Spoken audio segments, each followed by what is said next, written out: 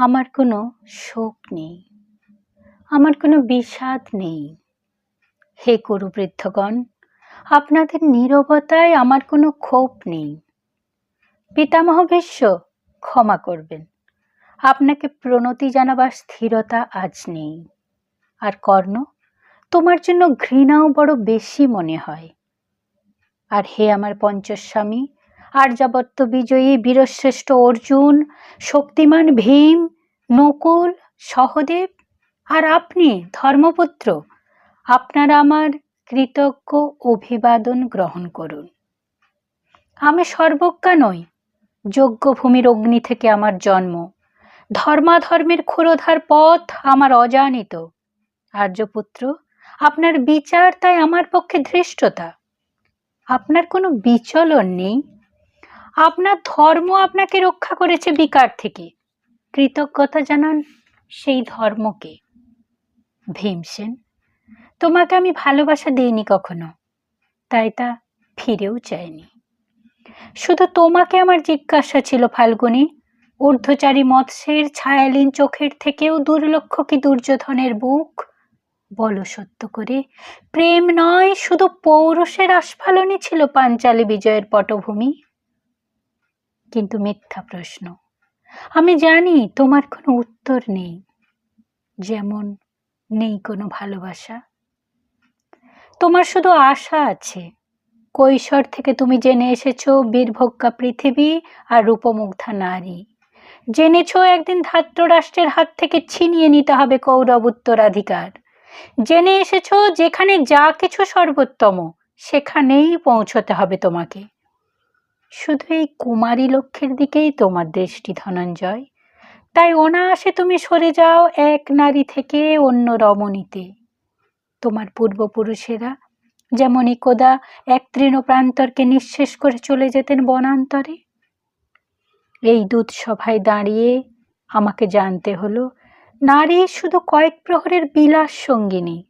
মণিময় হার, শত সহস্র তরুণী দাসী, দান্ত মাতঙ্গ, গন্ধর্ব প্রেরিত অশ্বযুথারা, আমি পাণ্ডপুত্র বধূ, এক পক্তিতে দাঁড়িয়ে আমরা সবাই অপেক্ষায়।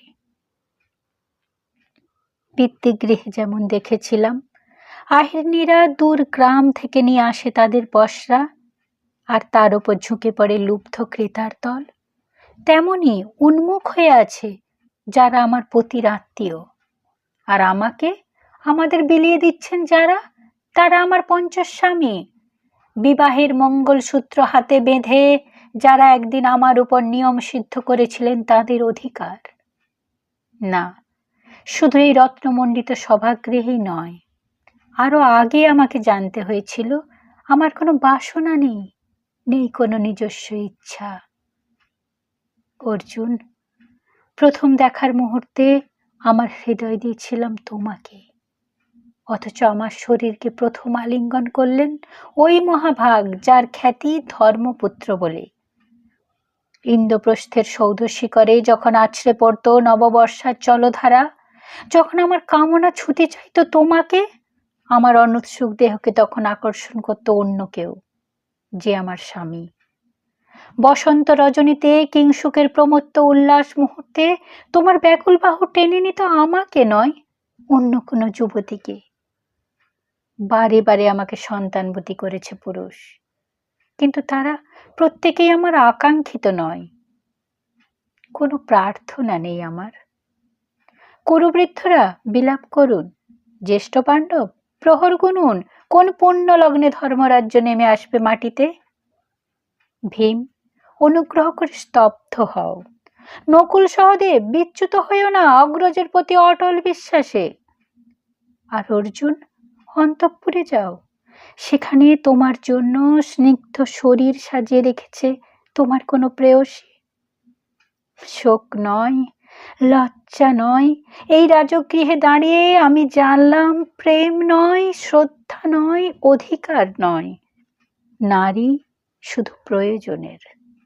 জানলাম এখানে কোনো ভেদ নেই ধর্মপ্রাণ যুধিষ্ঠির, শক্তিমান ভীম, প্রেমিক অর্জুন আর লোলুপ ধৃতরাষ্ট্র নন্দনদের মধ্যে। প্রতিকার চাইছি না, যা শুধু বিলাসের, সেই বস্ত্র ছিনিয়ে নেয় যদি কোনো দুঃশাসন নিক।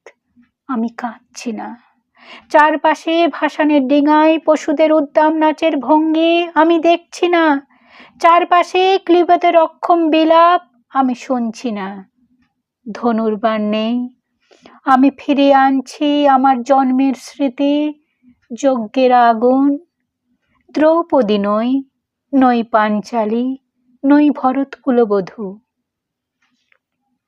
আমি কৃষ্ণা, যজ্ঞাগ্নি সম্ভূতা, শুধু নারী এক।